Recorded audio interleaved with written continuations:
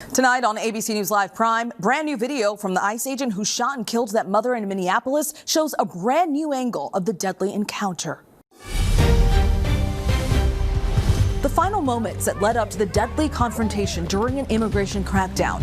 Renee Good smiling behind the wheel as ICE agent Jonathan Ross approaches her SUV. The tension caught on camera. That's fine, dude. I'm not mad at you. Go ahead. Out of the car. Tonight, the new video from the ICE agent's perspective of that deadly shooting on the streets of Minneapolis, plus my interview with the mayor, what he says about the integrity of the investigation. I'm Whit Johnson reporting from Minnesota. Images tonight of U.S. forces seizing a new oil tanker in the Caribbean. Hours later, American oil company CEOs summoned to the White House. Their take on the president's calls to help him restore Venezuela's oil industry. Protests exploding in Iran, the biggest there in decades. Iran's supreme leader claiming the protesters are trying to, quote, make the president of another country happy. Could the death penalty be on the table for Luigi Mangione, the latest court hearing in the CEO murder trial? New year, better habits, how to maintain a dry January run and start 2026 with a healthier mindset. And do you believe in magic? The card trick from a TikTok star right here on set that you need to see to believe. From ABC News, this is Prime with Linsey Davis. Good evening, everyone. I'm Stephanie Ramos in for Linsey Davis. Thank you for streaming with us. We begin with stunning new video of that deadly ICE shooting in Minneapolis, believed to be taken by the ICE agent who fired the fatal shots. We do want to warn you, the recording could be disturbing to watch. ABC News obtained this new cell phone video, which captured the confrontation between Renee Good and the ICE agent Jonathan Ross, just moments before Ross shot and killed the 37-year-old mother. Vice President Vance speaking out in defense of the ICE agent, saying the tragedy, quote, falls on this woman. And now the offices for the Minnesota Attorney General and Hennepin County Attorney are taking steps to begin a separate investigation as they say they are blocked from the federal probe. All of this coming as tensions soar in Minneapolis and around the country. Protesters gathering again today. And outrage in Portland, Oregon, as an investigation is underway into a Customs and Border Patrol agent shooting that injured 2 people just one day after that incident in Minneapolis. Our Whit Johnson is in Minneapolis and leads us off. Whit. Stephanie, tonight we're seeing this new video from the perspective of the ICE agent who shot and killed Renee Good. We hear the words exchanged ahead of time and just how quickly those shots were fired. Tonight, new video that ICE agent Jonathan Ross recorded himself, showing the disturbing moments when he opened fire on Renee Good. The clip begins with Ross approaching the vehicle. You can see his reflection in the window and hear Good tell him she's not mad. That's fine, dude. I'm not mad at you. Show your face. I'm not mad at you. It's okay. We don't change our plates every morning. Good's partner Becca recording too as he checks Good's license plate. That's fine. Then Ross continues around the vehicle, walking in front of it when another officer says, "Get out of the car." I said go get yourself some lunch, big boy. Go ahead. Out of the car. Becca Good tries to open the passenger door. As Renee turns the wheel, there's a sound as the camera points downward. And about 1 second later, Ross, who stays on his feet, opens fire. Some experts say agents are trained not to stand in front of a vehicle. You never get in front of the car, and you never get in the back of the car either. But I will tell you, when training and tactics come in, there's something called adrenaline. And adrenaline pumps you, and you want to make moves. Vice President J.D. Vance, who has called Good's death a tragedy of her own making, sharing the new video on social media, writing of the agent, "Many of you have been told this law enforcement officer wasn't hit by a car, wasn't being harassed, and murdered an innocent woman. The reality is that his life was endangered and he fired in self-defense." We showed the new video to Minneapolis Mayor Jacob Fry. He walked away with a hop in his step from the incident. There's another person that's dead. He held on his cell phone. I think that speaks for itself. Does that video, that angle, change your perspective at all about what may have happened? I think an investigation could change or affirm my perspective. But we've got all 2 eyes. And I can see a person that is trying to leave. I can see an ICE agent that was not run over by a car. That didn't happen. A frame-by-frame analysis of multiple videos obtained by ABC News shows Ross fires the first shot at 9:37:13 a.m. About 0.4 of a second later, the second shot strikes Good. Then a third shot just 0.3 of a second after that. Officials say last June, Agent Ross was dragged 100 yards during another immigration vehicle stop and needed 33 stitches. DHS says this is video from that incident. The vice president highlighted it when defending that agent in the White House briefing Thursday. 33 stitches in his leg, so you think maybe he's a little bit sensitive about somebody ramming him with an automobile? The FBI is leading the investigation, but in a rare move, not working with local authorities, who say the FBI has seized all evidence, including Good's vehicle. What happened is the FBI basically kicked them out. They blocked them out of critical evidence. And how unusual is that? As far as I can tell, extraordinarily unusual. Overnight, more protests in Minneapolis. Demonstrations also erupting in Portland, Oregon, after 2 people were shot by a Border Patrol agent. Authorities say the man and woman were affiliated with the Tren de Aragua gang, involved in a recent shooting, and the driver allegedly tried to run them over. Portland police say they learned of the shooting after a person in the truck called 911 about 40 blocks from where the shooting happened. Portland is not a training ground for militarized agents. And back in Minneapolis, as protests continue, the Department of Homeland Security is sending up to 100 more agents to the city on top of the some 2,000 already on the ground. So how do you keep the calm? Well, look, obviously we don't have authority over ICE. If we did have authority over ICE, they wouldn't be here in that form to begin with. Our message has been very clear to people, which is stay strong, stay resilient, don't take the bait. I am very confident that we can meet this moment. We can keep our city safe. We're doing everything possible to use the channels that we've got and the levers that we've got to get ICE out of here. This is not safe for anybody. And so we're going to keep rolling here with everything that we can. We're going to show the rest of the world who Minneapolis is. And Minneapolis is all of us. And Whit Johnson is joining us now. Whit, Renee Good's partner, speaking out today. What is she saying? Yes, Stephanie, Renee Good leaves behind 3 children. Her partner, Becca, saying in a statement in part that Renee was made of sunshine and lived by an overarching belief there is kindness in the world and we need to do everything we can to find it. Meanwhile, despite the outcry, DHS is continuing its operations across Minneapolis. Stephanie? Whit Johnson for us tonight in Minneapolis. Thank you, Whit. For more now, we're joined by the head of Border Patrol, Chief Michael Banks. Chief, thank you so much for joining us. Really appreciate your time. Your agents were involved yesterday afternoon in the shooting in Portland. What is your understanding of what happened?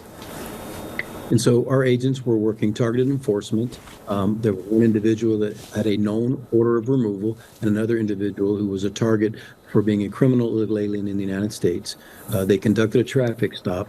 Upon identifying themselves, they attempted to flee, and when they did, they targeted the agents with their vehicle, and an agent discharged his weapon to protect himself and the other agents around him. Chief, are the 2 individuals that the officers shot expected to recover? Yeah, as the last report from the hospital, both of them are expected to recover. Okay, so what happens to them next? And so there's warrants out for their arrest. So upon release of the hospital, they will be taken into custody and charged for assault on a federal agent. Portland police say they only learned about the shooting after someone called 911. And Portland's mayor said recently, quote, Portland is not a training ground for militarized agents. Can you elaborate a bit more about that collaboration, if any, happening between local police and the Border Patrol operating there in Portland? So the United States Border Patrol enjoys working with all of our law enforcement partners. However, there are certain states where law enforcement refuses to work with us and will only respond after an incident has happened. In this case, Portland PD has been invited to work alongside of us in operations, and they've refused to participate under the argument that they don't participate in immigration enforcement. And so in this case, once the shots were fired, the individuals fled, continued fleeing in the vehicle, and then later called and reported to 911 for medical assistance. And so the local police was notified when the shots were fired. But as far as participating in any operation we do, that is up to the local department of whether their policies or whether their state laws allow them to. I will say this in response to the mayor, there was no one there on a training operation. We were there on a law enforcement mission. We were targeted enforcement on known criminal illegal aliens that are in this country, and both of them have extensive legal history. So your teams have reached out to Portland police and other local officials in trying to build on that partnership, and it hasn't happened? Correct. And this incident came one day after the deadly ICE shooting in Minneapolis. It has put, as you know, the country on edge. Now the Border Patrol had no role in that shooting and does not have any jurisdiction over ICE. But as a result, some local officials have stated additional concern over federal law enforcement presence in their cities. Is there any message you'd like to give communities across the country and folks who may be protesting this weekend? Right. And so, look, you have a constitutional right to protest and to voice your opinion, and we respect that. What you don't have a right to do is impede or interfere or assault federal agents. And if you do, we will take the appropriate action and make the appropriate arrest and prosecution. What I think we really need to do in this country is we need to tone down the rhetoric. We need to stop making reference to federal law enforcement officers as murderers or as kidnapping people or disappearing people. We are enforcing the law. Now, whether a state or local policies don't agree with that law, that is for them to deal with. But as a federal government, we have the authority, we have an oath that we've taken to enforce the laws, and we're going to do those. We're going to do those professionally and humanely, but we are not going to be intimidated by local politicians or local individuals. And I think a lot of the rhetoric that's going on from a particular side of the aisle is encouraging this. When you're telling your constituents that federal agents are murdering people, they are Gestapos, they are, equivalent to a Nazi, you're encouraging them to go out and impede and to interfere with us, and then you act surprised when someone is arrested or someone is injured when they assault a federal agent. We understand you're busy, so we certainly appreciate your time tonight. Border Patrol Chief Michael Banks, thank you so much. Thank you. Now to President Trump's escalating tensions with Venezuela. The U.S. seized a fifth oil tanker in the Caribbean today. U.S. Southern Command released video, this right here, showing the Navy and Marines boarding that vessel and taking control. This as the president summoned American oil company CEOs to the White House. Here's ABC's Rachel Scott. Tonight, just 6 days after Venezuelan President Nicolas Maduro arrived in New York to face trial, President Trump convening top oil executives at the White House to talk about divvying up Venezuela's oil, hoping to strike a $100 billion deal to rebuild the industry in Venezuela. We have to get them to invest, and then we have to get their money back as quickly as we can, and then we can divvy it all up between Venezuela, the United States, and them. The president making this pledge to the CEOs. And you have total safety, total security. The president did not say whether American troops would provide that security. We're going to work with the Venezuelan leaders and people, and we're going to have a very safe group, and they're going to also bring over some security with them. You know, these are not babies. Some of the CEOs, like Exxon chief Darren Woods, not sounding ready to commit. We've had our assets seized there twice, and so you can imagine to re-enter a third time would require some pretty significant changes. It's been less than a week since President Trump declared he was running Venezuela. Now the president escalating his threats to take Greenland by force from our NATO ally Denmark. I would like to make a deal, the easy way, but if we don't do it the easy way, we're going to do it the hard way. Tonight, President Trump even questioning whether Greenland actually belongs to Denmark. The fact that they had a boat land there 500 years ago doesn't mean that they own the land. Tensions certainly escalating there as well. And Rachel Scott joins us now from the White House. Rachel, back to the meeting with CEOs there today. What changes do CEOs want to see in Venezuela before they'd invest? Well, this was really interesting, Stephanie, because inside of that room, these CEOs were pretty blunt about the fact that they really would want to see some security guarantees from the United States. They would be moving into Venezuela, putting American people on the ground there, trying to get that oil back here to the United States. And they want to make sure that they have the proper security and safety procedures in place from the United States government. Now, the president did insist that they would be safe and secure, but he did not say exactly just how he would meet those security concerns that they have, including whether or not he would put American troops on the ground to secure that oil, Stephanie. Rachel Scott reporting tonight from the White House. Rachel, thank you. And we're joined now by the founder and president of Rapidan Energy Group and former White House energy advisor to George W. Bush. Thank you so much for being with us tonight. Really appreciate your time. As we know, Venezuela has the largest oil reserves in the world. Can you give our viewers a quick explainer about these oil fields? And as you just heard in Rachel Scott's piece, it doesn't seem as though these oil companies are eager to get back in there. Great to be with you, Stephanie. Venezuela does have the biggest oil reserves in the world, but not all oil is equal. Venezuela's oil is more like molasses. It's not a liquid. It's very costly to produce and get to be a liquid. It's got dangerous chemicals in it, metals and sulfur. So this means to produce Venezuelan oil at scale, you need vast engineering and logistical and financial planning that only really U.S. companies and some European companies specialize in. Without that, it collapses. And that's what we've seen over the last 2 decades. So what we had to do today, and I think it happened, is a closing of the expectations gap. President Trump and his advisors needed to understand this is not about going in next Tuesday, turning a spigot, and oil gushes out of Venezuela. No, no, no. If indeed it's a long and winding road and a costly road, where most of the oil that will come will be after the Trump administration is over with. It seems as though these oil fields in Venezuela are in pretty bad shape. What's the infrastructure currently look like? And I mean, you just said this isn't going to happen overnight. So how long will it take for them to rebuild? It is dilapidated. They have huge machines that lift this molasses to the ground. Then you have to upgrade it, and you have to mix it with like a diluent and lighter products, and then move it along. The electricity grid doesn't work. The storage tanks are rotten. The pipes, it needs maintenance. It needs upgrade. It's a fixer-upper. It's a big fixer-upper, and it will take, Stephanie, years to decades and tens of billions of dollars to get Venezuela back up to that 3 to 4 million barrel a day range where it was before. Now it's a little less than a million. And we heard the president say today that oil companies will have, quote, total safety and security. In your opinion, why do you think this is so important for oil companies to hear? You know, Stephanie, I know of no industry, perhaps the airline industry, where they take safety more seriously than the oil industry. They obsess about it because they go to dangerous places and they deal with dangerous stuff. You see that in Landman if you're watching. So the oil companies are obsessed, and the president knows they're obsessed. It's not just about a financial return. It's, can our people operate safety? And that's condition number one. They won't even go to Venezuela and look around to check on how bad of a shambles things are until they know their people are safe. I don't think it's going to be the U.S. military. I don't think the president's saying that. They'll bring their own security, but they want to see a government that's stable, that can keep the country stable, that you can get food in and electricity and move around and not be attacked by gangs and so forth. That level of societal safety is something where Venezuela and the Trump administration can work together on.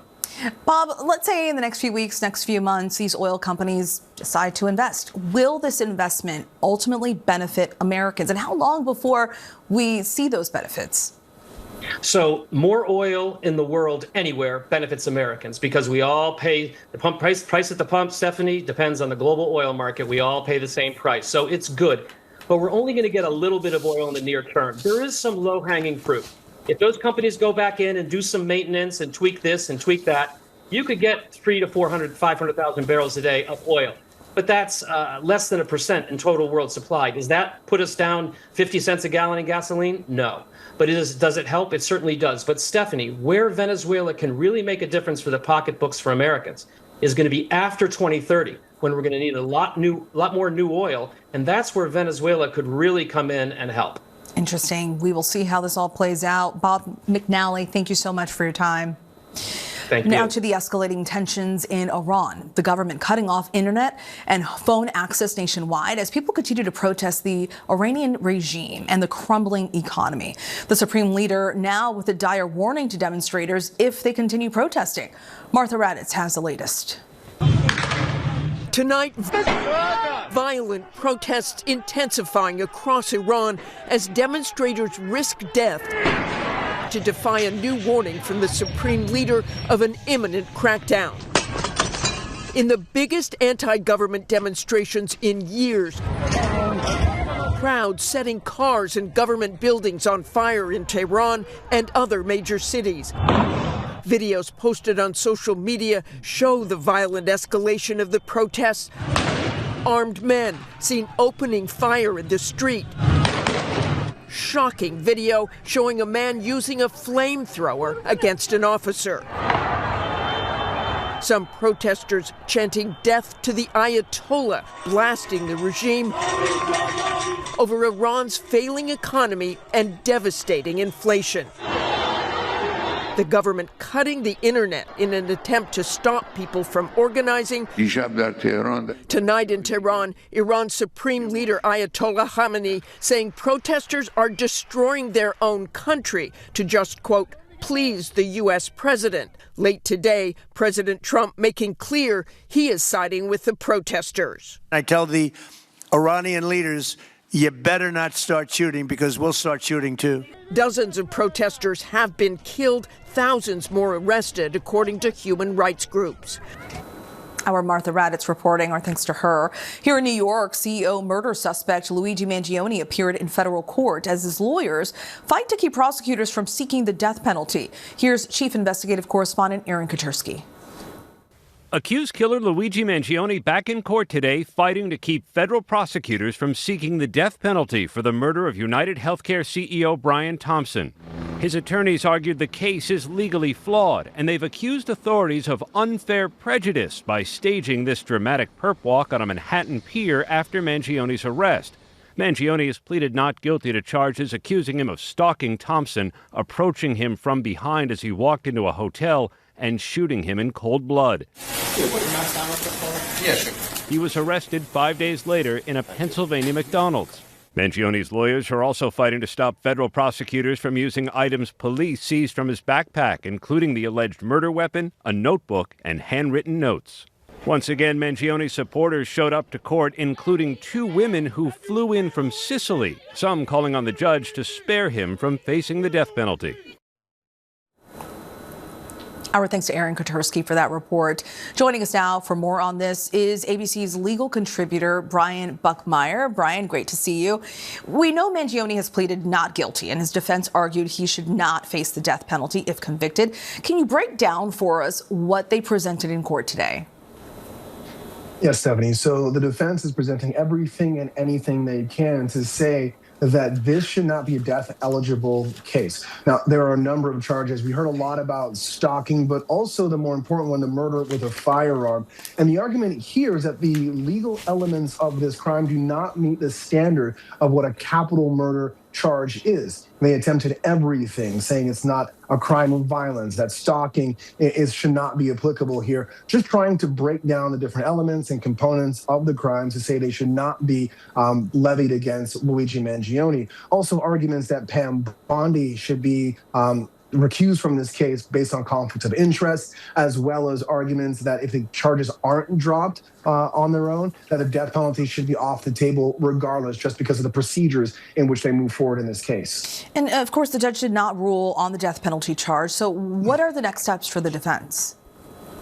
Yeah, Stephanie, along with the death penalty eligibility, the judge also somewhat flip-flopped or sat on the fence, was probably about a way to say it, saying that there was no need for an evidentiary hearing, something we saw in the state court just a few weeks ago, then saying, you know what, I may reserve that decision and we may have an evidentiary hearing talking about what items were found on Luigi Mangione's person, as well as that backpack that we've seen and heard about so many times. And of course, as you said, the death penalty eligibility. And so those are still in the air, but the judge did give us somewhat of a guideline or framework to see when we might actually see a trial, that if the death death eligibility of this case is off the table. We may see a trial sometime in the fall, in September or October. But if the death penalty is still on the table, we're likely to see a trial sometime in December or January of next year. So it's giving us a bit of guiding light. But of course, this is the federal case. The state case still moving along. We may see 2 Luigi Mangione trials at the end or near the end of this year.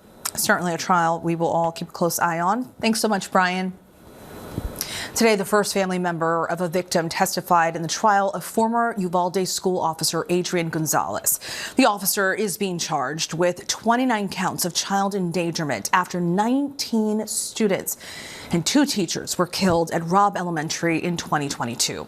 Jurors were shown photos of the children who were killed in that horrific shooting as a medical examiner testified about the cause of death.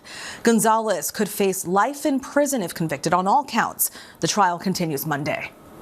Now to the economy. 50,000 jobs were added in December, and that's according to the Bureau of Labor Statistics, which was less than expected. Our Elizabeth Schulze joins us now to talk about it. Elizabeth, let's talk about the markets. How are they responding tonight? So, Stephanie, this was a record close for the S&P 500. That's an all-time high for the main index that tracks most Americans' retirement accounts. So the market liked this jobs report, and that's because it kind of reinforced the view that there's some stability right now as far as where things stand. Look, this was not a super strong number, as you said. 50,000 jobs added in the month of December. That was below expectations. In good news, the unemployment rate did come down a little bit, so it's now at 4.4%. That's down from a 4-year high. We want to see that unemployment rate going down. And what most investors on Wall Street are looking at and saying, okay, the jobs market is not doing great, but it has maybe stabilized a little bit here. And there is also hope that we could see the Federal Reserve cut interest rates this year to continue to provide some support for the job market in the months ahead. All right, Elizabeth Schulze for us in Washington. Thanks, Elizabeth. Thanks, Stephanie. A federal judge has blocked the Trump administration from freezing over $10 billion in federal child care and family assistance funds. The 5 states, California, Colorado, Illinois, Minnesota, and New York, sued the administration, arguing that withholding the funds is creating operational chaos. The Department of Health and Human Services said it was pausing the funding because it believed the states were giving benefits to those in the country illegally, although they did not provide evidence of that claim. Coming up here on Prime, the NFL playoffs are here, and some of the teams in action are on a new list of the most profitable sports franchises in the world. We'll look at that list by the numbers. New year, better habits as people resolve to live better in 2026. Many are staying away from alcohol for dry January. We got a medical perspective on the benefits of abstaining. And meet the TikTok star, captivating audiences with magic. Right here in studio. We'll be right back.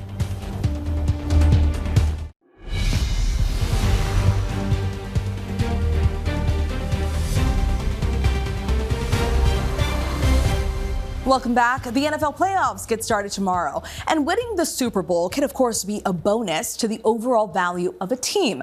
Today, Forbes is out with a brand new list of the most profitable sports franchises in the world. Let's take a look by the numbers. Worth a whopping $13 billion, the Dallas Cowboys came in at the top of the list. The team made $629 million last year. By far the most of any sports franchise. But for the 30th straight year, the Cowboys will be sitting on the sidelines on Super Bowl Sunday. Coming in second, the Golden State Warriors, worth $11 billion and netting $409 million last year.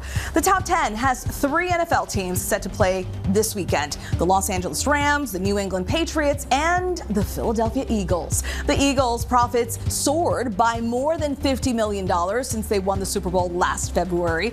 And to the playoffs themselves, 14 teams made the playoffs. The 2 number 1 seeds, Denver and Seattle, have a bye this weekend, and the other 12 teams are in action.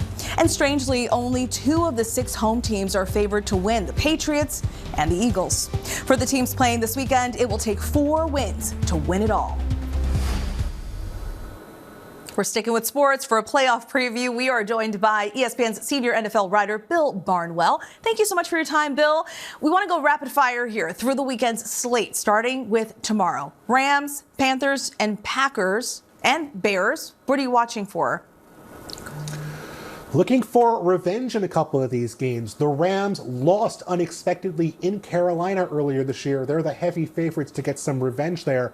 Bears-Packers. Packers were very close to pulling a sweep over the Bears and potentially winning the NFC North, but the Bears launched a last-second comeback, hit a big throw in overtime to win that game. Both these teams looking to get a measure of revenge as they travel now to play those teams in the first round. Okay, let's talk about Sunday. 3 games on Sunday, right? And there could be some really close ones. Bills at Jaguars, sort of an unfortunate draw for the Jaguars, right? They have to face the playoff-tested Bills. Can Trevor Lawrence prevail over Josh Allen? Big question there. He is off to a, fantastic recent stretch here. One of the best quarterbacks in football in December and here early in January. And they have had kind of an up and down stretch. He's been really impressive in years past, but he has struggled. They were one of the worst teams in football last year. So it's almost like they have to prove it to themselves as much as they have to prove it to the rest of the NFL. And for the Bills and Josh Allen, I mean, this is the year, right? Patrick Mahomes is not in the postseason for the first time since Josh Allen has been around. And so if they're ever going to make a deep run and not have to run into the team that's eliminated them from the playoffs over and over again, they're going to have to do it this year and do it mostly on the road. All right, let's talk about the Eagles, the defending champs, right? The Eagles hosting the 49ers. How far will the Eagles go this year? Can they win it all again? A lot of folks are asking that question. Yeah, it has been a very topsy-turvy season in Philadelphia. A lot of fans frustrated by the offense, not as explosive as it was a year ago, but they keep winning games. They're the franchise where at the end they win, but the fans are miserable. And so can they get hot? Can Saquon Barkley, who was so good for them last year in the postseason, can they run the ball consistently? That's going to be the big question for them. I think they can do it, but again, they're going to have to prove it to themselves as much as they're going to have to prove it to everybody else, because it feels like they've kind of lost a little bit of their confidence, their swagger from where they were a year ago. All right, keep the hope alive. All right, Chargers, Patriots. The Patriots have had one of the easiest schedules of any team over the past 55 years, right? Can the Chargers upset them? They can. On any given day, the Chargers can be one of the best teams in football. Their quarterback, Justin Herbert, is incredible, makes throws literally nobody else in football can make, but they're very banged up with injuries. Both of their starting offensive tackles are out. Marion Hampton, their starting running back, is questionable. But Jim Harbaugh has a way of exceeding expectations in the postseason, whether it's in college football where he won a national title or in the NFL game where he's gone to the Super Bowl. So that experience could help for the Chargers against the Patriots team that had very low expectations heading into the year. Kind of feels like maybe they could sit here and say, well, we're excited to be here. The Chargers feel like they have something to prove. All right, and really quick, Bill, we want to hear your pick, Super Bowl pick. Go for it.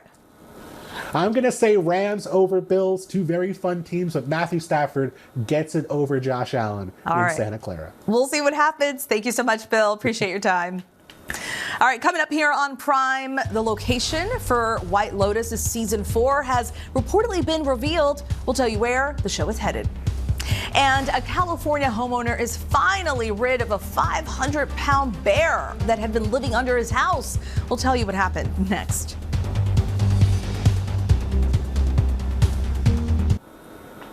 Welcome back to Prime. Here's a look at the stories making headlines right now. ABC News has obtained cell phone video of the deadly ICE shooting in Minneapolis, taken by the ICE agent who pulled the trigger. The video shows the confrontation between Renee Good and ICE agent Jonathan Ross during an immigration crackdown. It lasted less than 1 minute. The U.S. seized a 5th oil tanker in the Caribbean today. U.S. Southern Command released video showing the Navy and Marines from the USS Gerald R. Ford boarding the vessel and taking control of it without incident. Now, this comes as President Trump summoned American oil company CEOs to the White House, hoping to convince them to buy into his plan to restore Venezuela's oil industry. The Senate agreed to temporarily installing a plaque honoring the police officers who defended the U.S. Capitol on January 6. The resolution passed with overwhelming bipartisan support. The plaque will hang in a public area of the Senate and will list the law enforcement agencies who answered the call that day.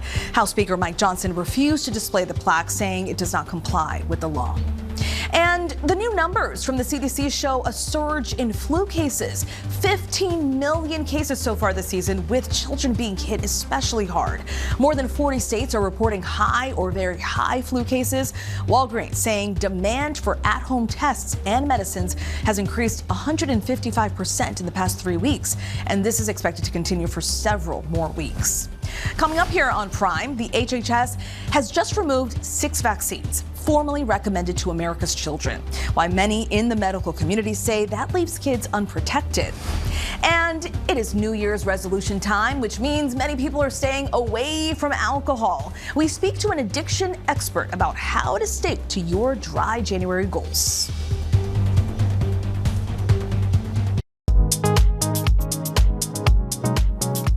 It's a new year, and for many people that means making resolutions to live better in 2026. Among them, abstaining from alcohol for dry January. So let's get a medical perspective from the Vice Chair of Addiction Psychiatry at New York Presbyterian and Weill Cornell Medicine. Dr. Jonathan Avery is here. Doctor, thank you so much for joining us. Thanks for having me. So as people go into the month of January, dry January, what is the main thing they should keep in mind when it comes to the brain and addiction? Well, you know, a lot of us love alcohol. It's a part of our daily life, but unfortunately it impacts basically every organ system in the body. In fact, the brain impacting mental health and sleep, inflammation, insulin sensitivity. And so if you can take a minute and pause from drinking and give your nervous system and your body time to recalibrate, the gains are immense. You feel better, sleep is better, your blood pressure's down, you lose weight. I could go on and on. What are some of the benefits when it comes to abstaining from alcohol, the proven benefits? The proven benefits are lower blood pressure, impacts the cardiovascular system. Your mental health improves, you feel less depressed, less anxious. Even though it seems like it helps you fall asleep, your quality of sleep improves dramatically. And people at the end of the month feel like a new person. And if I were to look inside their body and check their labs, their inflammation levels would be down, their liver would feel better. And it really just, all organ systems of the body feel better. What can people do to be successful, to stick with that plan? Yeah, the key is to have a plan to start. You can't just white knuckle it. And, you know, certainly substitution and structure, they go a long way. And I like to sort of marry it with other New Year's resolutions too. And so if you're used to it as a part of your routine in the evening, replacing it with going on a walk or exercise, reading a book, meditation, all that stuff you want to sign up for on January 1st, you can use it as a bit of a replacement for the drinking. I will say though, for others it's harder if they've been drinking heavier and more, and sometimes you do need medical help to help the alcohol exit your body safely. And so for those that are drinking every day, maybe see a doctor. But for most of us, it's managing the stress, managing the day-to-day in a better way. Yeah, and as folks say, when people say, I want to get through January without drinking, but they plan to go back to drinking alcohol for the month of February, is dry January still worth it? I think so. And sometimes when you go back to drinking in February, that's where the real insight happens. Because, you know, you were feeling better, and then when you go back to those drinks, they feel like so much more. You know, 2 drinks felt like 4 drinks used to feel.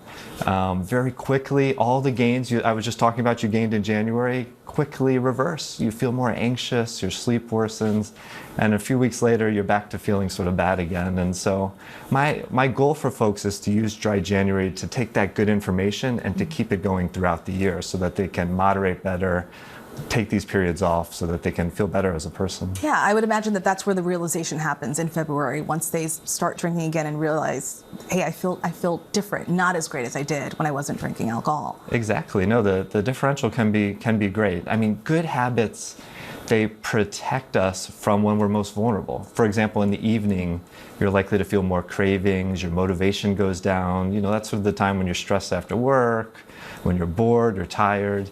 And if you can keep the good routines you started in January, it can avoid those sort of easy to slip in bad routines, like when alcohol comes in, or even just scrolling on your phone at the end of the day. Thank you so much, Dr. Jonathan Avery, Vice Chair of Addiction Psychiatry at New York Presbyterian and Weill Cornell Medicine. Thank you so much for your time.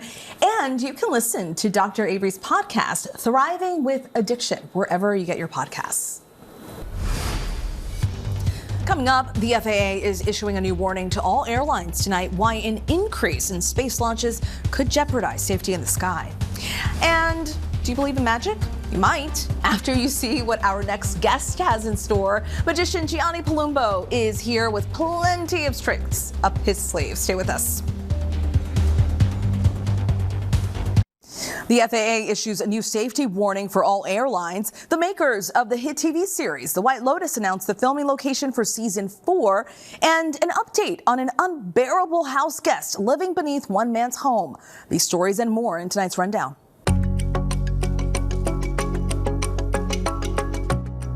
The 500-pound bear that had been living in the crawl space underneath a man's house in Altadena, California for nearly 2 months has been evicted. The bear was scared out of the crawl space by a nonprofit called the Bear League after attempts by the California Department of Fish and Wildlife were unsuccessful and the homeowner threatened to sue. An experienced responder from the Bear League went underneath the house to shoo it away and installed an electrified doormat to prevent a return visit. The FAA has issued a new warning to airlines about the risks posed by space launches. With commercial and government space launches increasing, the FAA alerted airlines of catastrophic failures that could result from debris fields and other potential disruptions that could jeopardize safety. The 4th season of Mike White's comedy drama White Lotus will be filmed in part along the French Riviera, according to Variety. One location will be a 19th century French castle that's been converted into a hotel in the south of France, Variety reported.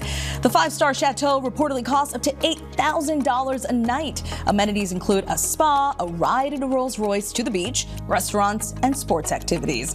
Variety reports that casting is underway right now and filming of the hit anthology is expected to start in April and wrap in October. And time is running out for the Players Association and the WNBA to agree on salaries and revenue sharing in their collective bargaining agreement. With the deadline of midnight tonight, the league is bracing for a players' strike. Players are asking for about 30% of the league's gross revenue. According to ESPN, both sides are expected to make a deal, and there will be a 2026 season. After Health Secretary Kennedy's Health and Human Services Department made abrupt changes to the U.S. childhood vaccine schedule on January 5th, some in the medical community are fighting back. The American Academy of Pediatrics and more than 200 medical, public health, and patient advocacy groups sent a letter to Congress urging lawmakers to review the changes because they were, quote, not based on credible evidence. The Department of Health and Human Services announced its plan to reduce the number of vaccines recommended to children, but according to the letter, prior vaccine recommendations have prevented some 32 million hospitalizations and more than 1 million deaths. You stepped inside with a vibe I ain't never seen. Big news for Bruno Mars fans. The singer and performer released his new single, I Just Might, part of his long-awaited 4th studio album called The Romantic. The international tour for the new album will begin April 10th in Las Vegas, his first full headline tour in nearly a decade. We now turn to our weekly segment, TikTok, where we take a closer look at the story behind the sensation.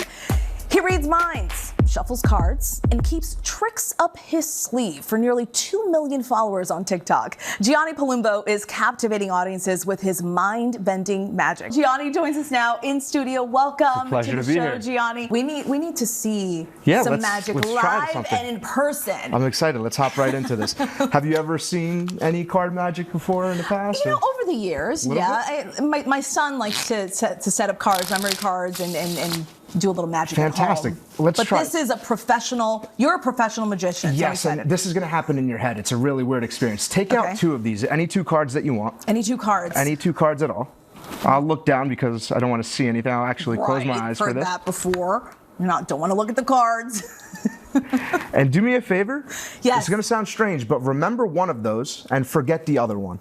I know that's a weird thing to do. It's going to be a little difficult, but okay. Good. And place them back inside the middle. Remember one, forget the other one. Okay, both cards. Place them right back in the middle. Perfect. In the middle? Yep, go ahead. You could place them right there. Perfect. And we'll immediately shuffle these up like this. We'll give them a good mix.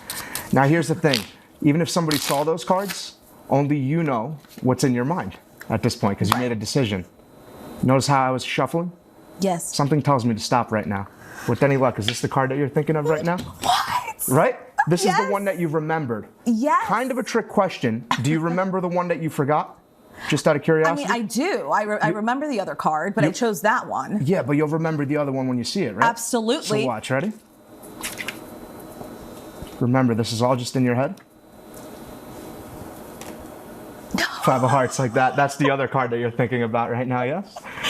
I don't know if I can go on with this interview. That's insane. Check that out. Yes, Make that's sure my it's card. I had a 5 and a cube, the queen. Wow. When you're coming up with a trick or you've picked it up somewhere, just walk us through that process of you now sharing it with all of your fans online. Yeah, so it comes down on what I'm trying to showcase. So maybe I might be feeling something funny where I want to make people laugh, and I'll figure out a way to incorporate a magic trick into something funny. Sometimes I'll do something where it's just appealing to the eyes, and I'll do stuff like this online where I'm trying to sort of showcase things that are satisfying to watch, and I'll post something like that. Or I just want to really freak people out, and in that case, I'll do some of the mind reading. So it's really just changing every single time. Have you ever gotten it wrong? Have you done a trick where it just goes south and it doesn't work? Yes, definitely in the beginning, but magic is really interesting because no one knows what the end result is going to be, so you could always change it last second without anybody being aware of it. Yeah, okay, and you have one more trick for us, is that right, before you go? So I'll show you something a little bit more practical. All right. I'm bracing myself. Okay. Brace yourself. It uses some money, okay? Okay. We'll try this out. I want you to watch straight out of the wallet. Straight out of the wallet, but tell me what you see, okay? Okay. Mm-hmm. I'll move slow. Were you counting? I was. How many did you $5. $5. Check this out. 5 Look. singles. You gonna turn it into something else? Feel this. Make sure it's real money. And Hold it up to where's the the light? Here's a light. Yeah. All good? It's legit. All right. Don't blink. This happens very fast. Ready? Okay. The crew's watching too, right? Everyone. Elise, or you guys are watching? 1, 2, 3. That's every single bill. What? Completely changed to a $100 bill. $100 bills. Once again, please check that out. Right Make sure in it's front real. of us. Guys, what? There you go. That is incredible. How did you do that? It's magic. Gianni, thank you so much for Thank stopping you. by. You My are pleasure. very impressive. This was a lot of fun. Check him out on TikTok at Gianni_Palumbo for more viral magic. My kids are going to love this segment. And that is our show for this hour. I'm Stephanie Ramos. Stay tuned to ABC News Live for more context and analysis of the day's top stories. Thanks for streaming with us.